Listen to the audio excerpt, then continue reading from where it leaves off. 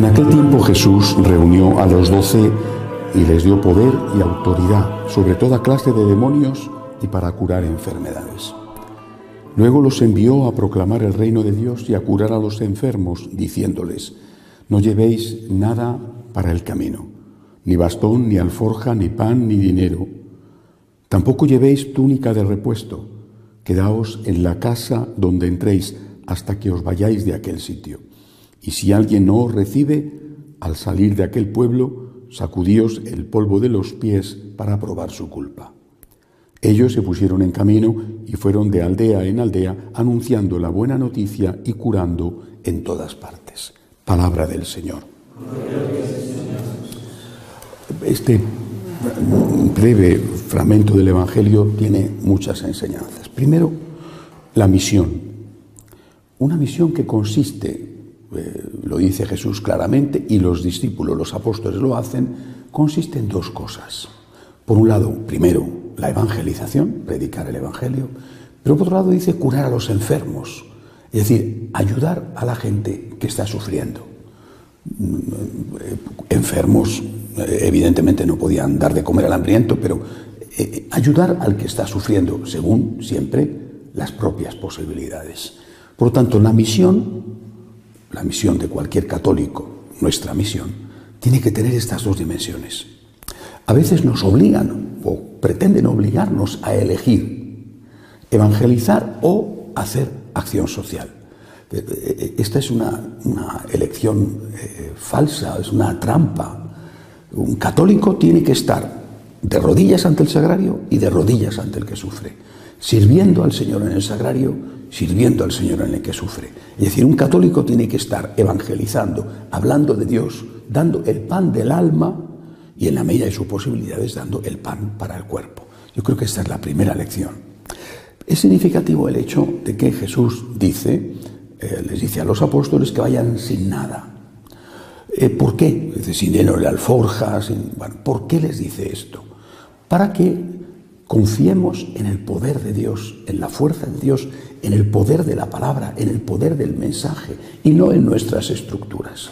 Muchas veces tienes la sensación de que la Iglesia dedica una parte importante de sus recursos a crear estructuras, reuniones, muchísimas reuniones, unas estructuras de todo tipo que no solamente acaparan mucho dinero, sino también mucho tiempo del personal que tendría que dedicarse a evangelizar o ayudar a los pobres. Las estructuras son necesarias. La Iglesia en sí misma es una estructura y esa estructura la quiso Cristo. Pero una cosa es la estructura y otra cosa es la superestructura. Es decir, la estructura al servicio de la misión. La estructura tendría que ser siempre lo mínimo necesario. No lo máximo, sino lo mínimo. Hay que tener estructura, la mínima necesaria. Es lo que se llama en economía y en la acción social de los estados, se llama el principio de subsidiariedad. El Estado no tiene que meterse donde puede llegar la iniciativa privada. El Estado tiene que regular la iniciativa privada y tiene que llegar a donde la iniciativa privada no llega. Por ejemplo, atender a la gente necesitada, los planes de pensiones para los ancianos. Esa es la tarea del Estado. Pero lo que pueda hacer la persona, lo que pueda hacer la iniciativa privada, que lo haga con una regulación estatal para evitar los abusos. Lo mismo tenemos que pensar nosotros, es decir, las estructuras, las reuniones, la multiplicación de las reuniones te agotan, te asfixian, te ocupan de tal manera que te falta el tiempo para rezar, para evangelizar y para ayudar a la gente necesitada. Ahora, con respecto a esto de no llevéis nada, implica también otra cosa. Alguien tendrá que cuidar de esos evangelizadores. Esa es una lección, no solamente para el evangelizador, sino para aquellos que son evangelizados. El Papa Francisco, en el viaje a Colombia que ha hecho hace poco, hablaba a los sacerdotes y les decía, tened cuidado con dos cosas, la búsqueda del dinero y la búsqueda de la carrera.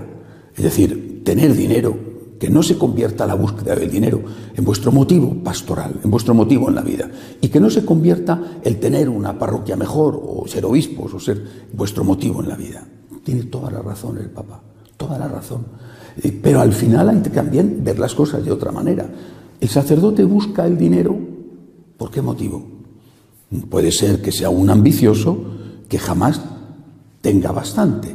pero puede ser también que busque el dinero porque no lo tiene. Es decir, que busque el dinero porque vive mal, porque vive en una pobreza enorme. Es bueno, vive en una pobreza que a veces es miseria porque su pueblo es pobre, por tanto vive como su pueblo. Es posible que esto es así, y esto forma parte de la entrega del sacerdote. No va a vivir el sacerdote en medio de lujos cuando su pueblo vive en la pobreza. Pero también puede ocurrir que el pueblo no le dé lo suficiente, que, como vemos en tantos sitios de Latinoamérica, esas personas que son católicas no ayudan prácticamente a la Iglesia, regatean hasta el mínimo, negocian a ver si pueden pagar menos, pero luego se hacen protestantes y ya no les importa dar el diezmo.